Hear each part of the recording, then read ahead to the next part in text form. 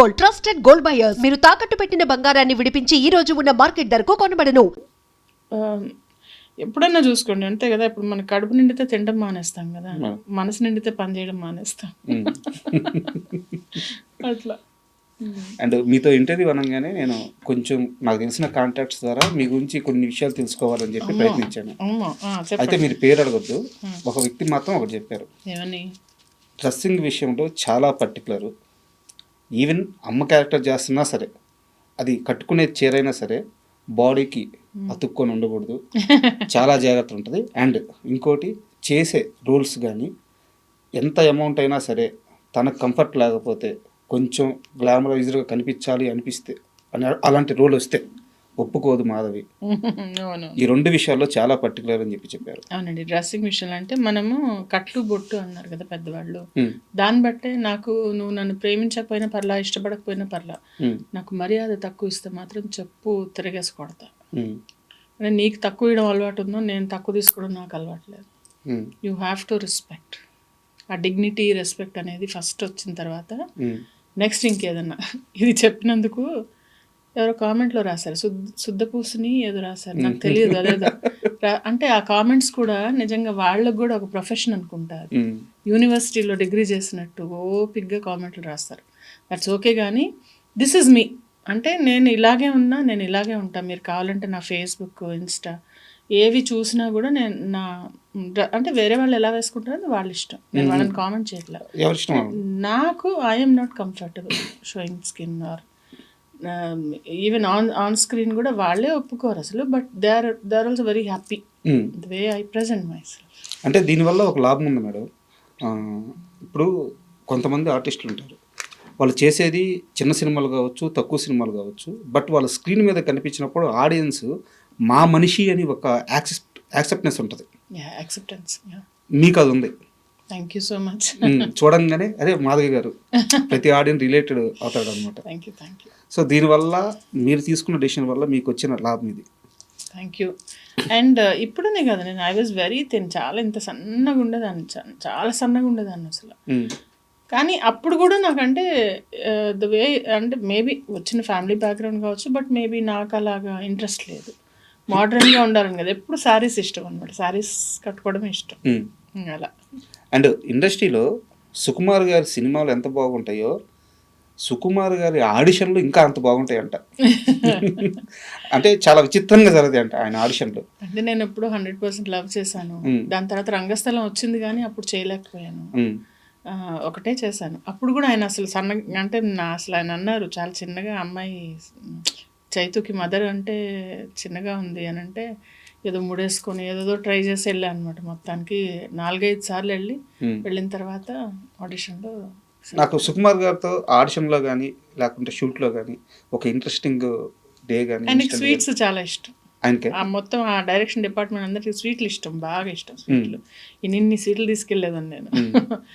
అంటే అది ఎలా ఉంటుందంటే, అసలు అందరు అనుకుంటారు సినిమా షూటింగ్లో అందరితో కమ్యూనికేట్ చేస్తారు, you will get to know about the persons అని. నో, అక్కడ ప్యూర్గా వాళ్ళు ఇన్ని సీన్స్ ఏవో పెట్టుకొని దాని లైటింగ్ ఏం చేయాలి, దాని బ్యాక్గ్రౌండ్ ఏం చేయాలి, దానికి ఎలా ప్లాన్ చేయాలి, ఈ సీన్ని ఎలాగా చేయాలనే డిస్కషన్ చేసుకున్న తర్వాత మా యాక్టర్స్ మేము ఎక్కడో ఉంటే షార్ట్ ముందు పిలిస్తే వచ్చి కెమెరా ముందు నుంచి ఉంటే ఆ చిన్న సీన్ అయిన తర్వాత మళ్ళీ ఓకే మేడం రిలాక్స్ అంటారంటే వెళ్ళిపోమని ఇక్కడి నుంచి.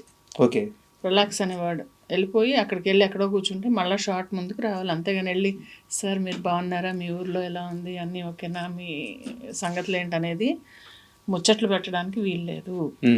అలా ఉంటుంది. సో మనకి తెలుసుకునే అవకాశం ఉండదు. ఇప్పుడు ఇంత పెద్ద వ్యవస్థలో మీ ఎండి గారిని మీరు ఎన్నిసార్లు కలిసారు? అంటే 2 వారాలకు ఒకసారి జస్ట్ ఒక మెసేజ్, ఫోన్. అవునా? ఇప్పుడు నేను అడుగుతాను, మీ ఎండి గారు ఎలా ఉంటారు, మీతో బాగా మాట్లాడతారా, మీతో చాయ్ తాగుతారా, ఆయనకి ఏమి ఇష్టం అంటే నాకేం తెలుసు అంటారు. Same it goes here also, they are also like that. Hierarchy అనేది అక్కడ కూడా ఒక హైరార్కీ ఉంటుంది. కానీ సినీ ఇండస్ట్రీలో 2 రకం మనుషులు ఉన్నారు కదా, రిలాక్స్ అన్నా పక్కకు పోకుండా వాళ్ళ దగ్గరికి వెళ్ళి ముచ్చట్లు పెట్టి అవకాశాలు పెంచుకొని పరిచయాలు పెంచుకొని సర్వైవల్ ఉన్నారు కదా. అది వేరు, అది ఎవరు రాని. అంటే అక్కడ సెట్స్లో అయితే మాట్లాడినారు, ఇవన్నీ సెట్స్లో ఎప్పుడు జరగవు. సెట్స్లో జరిగేవి కాదు మీరు మనం మాట్లాడేది. సంథింగ్ మేబీ ఫోన్ నెంబర్స్ ఉంటాయి, పరిచయాలు అంటే వాళ్ళ పిఆర్ అది. ఇంకా నేను అది ఇప్పుడు ఒకరికి వచ్చిందని మనం ఏడ్చి మనం చెప్పకూడదు కదా. పిఆర్ వల్ల వచ్చింది, వాళ్ళ లక్ వల్ల వచ్చి ఉండొచ్చు. మనం అలా ఎలా మాట్లాడతాం? నెగిటివ్గా కూడా అనకూడదు కదా, అనేయకూడదు కదా పుసుక్కని మాట మనం. ఇదే కన్వర్జేషన్ మీద నా దగ్గర ఇంకో సీరియస్ క్వశ్చన్ ఉంది మీ మీద. అది సీరియస్ అలిగేషన్, మీ దాకా వచ్చిందో రాలేదో నాకు తెలియదు. తెలియదు, చెప్పండి. మిర్చి మాధవికి కొంచెం ఇగో ఎక్కువ. ఎవరితో మాట్లాడదు, ఎవరిని కలవదు. దానివల్లే ఆమెకి రావాల్సిన అవకాశాలు రావట్లేదు. దానికి ప్రతి ఒక్కరు చెప్తున్న రీజన్ ఏంటంటే మీరు ఎవరిని అప్రోచ్ అవ్వరు, ఎవరిని పలకరించరు అని చెప్పేసి. అవునా? ఇప్పుడు రాగానే మీరు పలకరించారు, మీతో మాట్లాడారు. మరి ఈగో అంటే మాట్లాడండి కదా. నీ దాకా వచ్చిందా కనీసం ఇది? నా దాకా అసలు నాకు ఈగో అని ఎవరో అనుకుంటే అది నాకు లేనిది. నేను ఎలా అసలు నా దగ్గర వచ్చి ఎవరన్నా నన్ను తిట్టినా లేదా నాకు ఫోన్ చేసి నీకేంటి అంత బల్పు అన్నా అప్పుడు కదా నాకు తెలుస్తుంది. ఎవరికి అప్రోచ్ కండి. ఇవాళ 50 మెంబర్స్కి మెసేజ్ పెట్టాను, చూపించండి. ఇవాళే పెట్టాను నేను ఫొటోస్ పెట్టి, ఏమన్నా ఈ వీక్స్ నేను ఖాళీ ఉన్నాను, మీకు ఏమన్నా ఆపర్చునిటీ ఉంటే ఇవ్వండి. మరి అలాంటప్పుడు అడగను కదా. ఇప్పుడు చూపించమంటారు ఇప్పుడే? ఇవాళ ఇప్పుడైతే పుట్టించలేను కదా ఇది. అవును, please come I'll show you. నేను సిగ్గు లేకుండా అడుగుతాను అందరికీ ఆపర్చునిటీస్. ఎందుకంటే నేను అడిగేది ఏంటి? నేను డబ్బులు అడగట్లా, నేనేమి ఇంకోటి అడగట్లా, నాకు లిఫ్ట్ ఇవ్వనట్లా, నాకు పార్టీ ఇవ్వనట్లా. నాకేదైనా ఆపర్చునిటీ ఉంటే ఇవ్వు అని, సో దట్ నాకు అవకాశం వస్తుంది అని చెప్పి. ఇదిగో ఒక్క నిమిషం. ఏమైనా కొత్త ప్రాజెక్ట్స్ ఉంటే చెప్పండి స్వామి. డేట్ ఎంత? టుడే. మరి మీ క్వశ్చన్కి ఇది ఆన్సరే కాదు. పిక్స్ కూడా పెట్టున్నారు. మీరు అడిగారు, ఏమడిగారు? ఎవరిని అడగను. మరి ఇదేంటి? మీ ముందు చేయలేదు కదా నేనే. అవును, ముందే చేసి. ఇప్పుడు చూసేవాళ్ళు అనుకుంటారు ఇదేదో స్క్రిప్ట్ చేశారని, కానీ మీకు తెలుసు కదా నేను చేశాను లేదా. టుడే. అవును, ఈరోజు. ఏమైనా ప్రాజెక్ట్స్ ఉంటే చెప్తారని ఫొటోస్ పెట్టాను. మీ సైడ్ నుంచి చాలా స్ట్రాంగ్గా ఉంది అప్రోచ్, కానీ లేకుంటే కమిట్మెంట్గా ఉండడం కానీ. అంటే నేను అడగంది అమ్మాయినే పెట్టదు అని నాకు కూడా తెలుసు, కానీ మరీ అడుక్కోలేం కదా బాబు అని చెప్పి. ఇప్పుడు నేను చేయలేదని ఎవరు, నాకు మూవీస్ ఫుల్ బిజీ. నేను గోపీచంద్ గారు మూవీ చేస్తున్నాను, అందులో రితువర్మ మదర్ క్యారెక్టర్ చేస్తున్నాను నేను. ఇది కాకుండా నాకు రిలీజ్కి ఒక 2-3 సినిమాలు ఉన్నాయి. ఇవి కాకుండా కొత్త మూవీస్కి పొద్దునే ఒక ఫోన్ వచ్చింది, కొత్త సీరియల్కి ఒక ఫోన్ వచ్చింది. నాకు వర్క్ లేకుండా ఎప్పుడూ లేదు. తెలుసు మేడం. ఓన్లీ థింగ్ ఈజ్ ఎవరైతే బలుపు మాట్లాడదంటే నేను కొన్ని చెత్త మాటలు మాట్లాడితే లేచి వెళ్ళిపోతా అక్కడి నుంచి.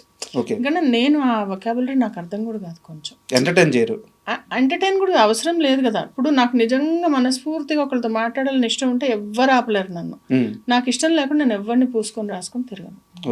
That's it. ఇప్పుడు అది వాళ్ళు నేను అడగను, నేనేదో ఈగో చూపిస్తా అని వాళ్ళు అనుకుంటే అది వాళ్ళ ప్రాబ్లం, నా ప్రాబ్లం కాదు అంటున్నా. ఓకే మేడం, ఇంకో క్వశ్చన్ వచ్చేసి, ఈ మధ్యకాలంలో మన సినిమాలు పాన్ ఇండియా రేంజ్కి వెళ్ళిపోయినాయి. నేను వేరే డైరెక్టర్తో మాట్లాడుతూ అడుగుతుంటే ప్యాడింగ్ కోసం ఏం చేస్తున్నావు అంటే వేరే భాషల నుంచి తీసుకొచ్చి ఆర్టిస్టులను ప్యాడ్ చేస్తున్నావు రాజా. దానివల్ల ఏమవుతుందంటే మాకు ఓటీటీకి వేరే భాష ఆర్టిస్టులు ఉండడం వల్ల ఓటీటీ రేట్స్ వస్తున్నాయి అని చెప్పి చెప్తున్నారు. ఇది తెలుగు నటులుగా మీలాంటి నటులకు కానీ ఇది మైనస్ కాదా? కాదు. ఎందుకంటే ఒక ప్రొడ్యూసర్ ₹1 పెట్టేది ₹2 రావడం కోసం. నా కోసం మాధవికి లైఫ్ ఇద్దామని చెప్పి ఎవడు తీయడు కదా. ఇప్పుడు నేను బాగా చేశానని అనిపిస్తే ఆయన పిలుస్తారు. ఇప్పుడు డైరెక్టర్ కానీ ప్రొడ్యూసర్ కానీ వాళ్ళని మనం తప్పు పట్టడానికి లేదు. ఇప్పుడు ఒక పరభాషా నటులు అని పెద్ద ఇదైంది. నేను కూడా ఒకప్పుడు ఫీల్ అయ్యాను. కానీ నాకు రియలైజేషన్ ఏమొచ్చిందంటే వాళ్ళకి బైలింగ్యువల్ అంటే అక్కడ కూడా వాళ్ళకి సెల్ అవ్వాలి. మాధవి తెలియదు అక్కడైతే వేరే ఆర్టిస్ట్ తెలుసు, ఇంకో దగ్గర తెలుసు, ఇంకో సౌత్లో 4 లాంగ్వేజ్లో ఒక ఆర్టిస్ట్ తెలిసి ఉండొచ్చు. ప్రకాష్ రాజ్ గారు ఉన్నారు, ఆయన పాన్ ఇండియా తెలుసు.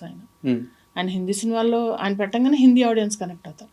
అలాగా కనెక్ట్ అయ్యే ఫేస్కి వాళ్ళు పెట్టుకుంటారు. అందులో తప్పేంటి? ₹1 పెడితే వాళ్ళకి ₹1 రావద్దా? ప్రతి ఆర్టిస్ట్ మిర్చి మాధవి, ప్రకాష్ రాజ్ అంత రేంజ్కి వెళ్ళలేరు కదా. నేను అంత రేంజ్ కాదు, థ్యాంక్ యూ, అంత మాట అన్నావు కానీ రాజా. అంత అవలేకపోతున్నామంటే మనం అదే చెప్తున్నాను నేను, అన్నీ అవ్వవు. ఇప్పుడు వేకెన్సీస్ 3 ఉన్నాయమ్మా. ఓకే, 3 వేకెన్సీస్ ఉన్నాయి అనుకుందాం ఒక జాబ్ ఆపర్చునిటీలో. 30 మంది అప్లై చేస్తే 3కే వస్తుంది అంతే. ఈ మిగిలిన 27 మంది డిసప్పాయింట్ అవ్వక తప్పదు. ఇప్పుడు నేను ఆ 3లో ఉన్నానా, 27 మందిలో ఉన్నానా, లేకుంటే నెక్స్ట్ నాకు వస్తుందా అనేది తర్వాత దైవ ఇది దైవానుగ్రహం. ఉమ్, అంతేగాని నేను కూర్చొని నాకు ఇవ్వలేదు, నాకు చేయలేదు అని నేను శోకాలు పెట్టుకోవాలా? ఉమ్, నేను నెక్స్ట్ నేను ట్రై చేసి సరే మంచిగా చేద్దాము, ఇంకా ట్రై చేద్దాము, ఇదిగో ఇన్స్టాలో ఇంకెక్కడన్నా ఉందా అని వెతుక్కోవాలా? ఏం చేయాలి అవకాశం కోసం మళ్ళీ ప్రయత్నించాలి. కదా? ఇప్పుడు కూర్చొని వాళ్ళు పెట్టుకున్నారు వీళ్ళు పెట్టుకున్నారని ముసలమ్మలు కూడా మాట్లాడట్లేదు ఈ రోజుల్లో. ఉమ్. మూల కూర్చొని మనం ఎందుకు మాట్లాడుకోవాలి? ఇప్పుడు మీరు ప్రయత్నించేది అయ్యే. అదే చేస్తున్నాను. ఇప్పుడు సౌత్ మేనేజర్ ఒక అతను టచ్లోకి వచ్చాడు ఉమ్, పొద్దున్న కూడా. ఏమంటాడు, లేదు కొంచెం ఇబ్బందులు ఉన్నాయంటే నాకు నెంబర్ నేను మాట్లాడుకుంటా అని చెప్పా. ఉమ్, పొద్దున అతను కూడా ఒకతను ఇలాగే 4 లాంగ్వేజెస్లో అతను చేస్తాడంట. మేడం. అయితే నేను అన్నాను, నువ్వు నాకు ఇవ్వు, నాకు ఆ నెంబర్ ఇవ్వు, నేను మాట్లాడుకుంటాను. ఏంటి ఇబ్బంది నేను చూసుకుంటా, నువ్వు ఇబ్బంది పడకని చెప్పా. ఓకే. అలా ఉంటుంది. అంటే చాలా పెద్ద, ఇట్స్ లైక్ బిగ్ ఓషన్. మనమంతా చిన్న చిన్న చేపలు లాంటి వాళ్ళం. మేడం